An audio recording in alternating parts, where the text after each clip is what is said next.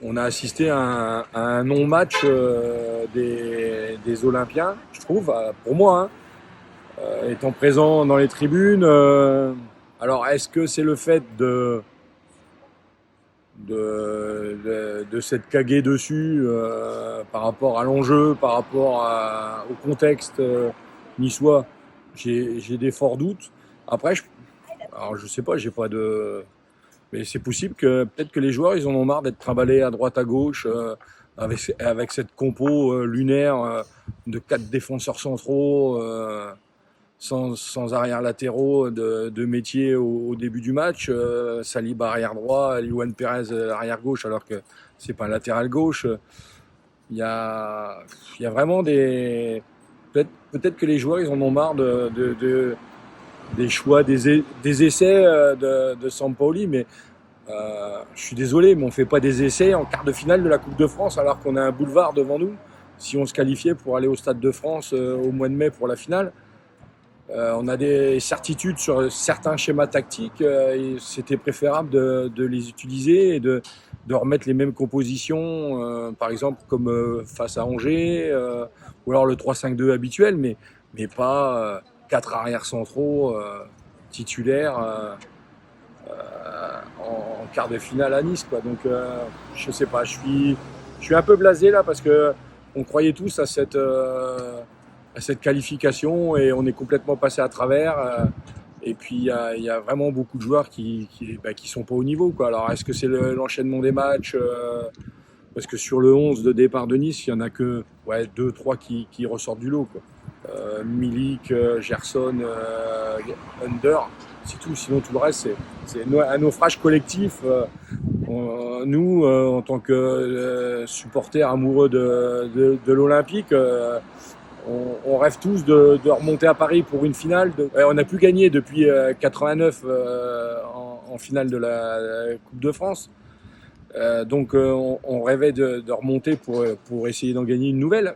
Et le problème, c'est que depuis plus de 10 ans, Paris truste tous les titres, alors que là, ils avaient été éliminés par Nice. C'était l'occasion rêvée, quoi. Donc de se faire éliminer de cette façon, en plus, c'est même pas. On a pris une rouste, quoi. Puis cette année, mis à part le match nul contre Paris, contre les gros, on perd tout.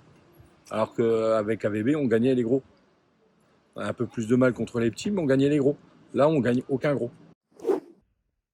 Détestable. Détestable.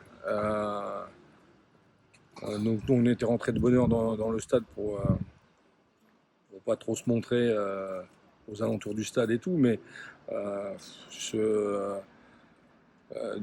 déjà je sais pas comment les dirigeants niçois peuvent laisser le micro du capot de la tribune, enfin de la brigade sud là, aussi fort, aussi insultant les Marseillais, insultant les joueurs.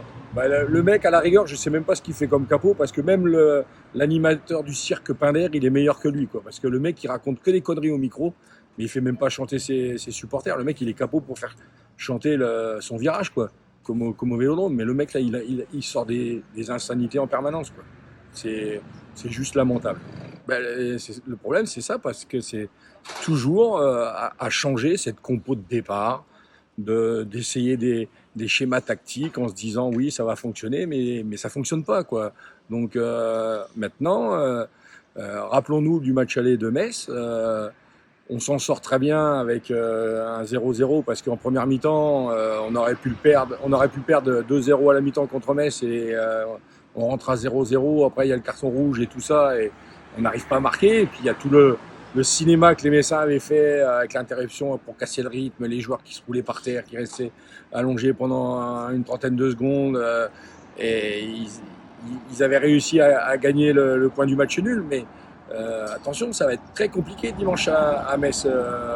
S'il nous remet le bus comme il a mis au Vélodrome et qu'il joue en compte comme ils savent bien faire, attention qu'on n'ait pas une nouvelle déconvenue dimanche soir à Metz. Mais j'espère une grosse réaction des joueurs olympiens et qu'on glane 3 points à Saint-Symphorien.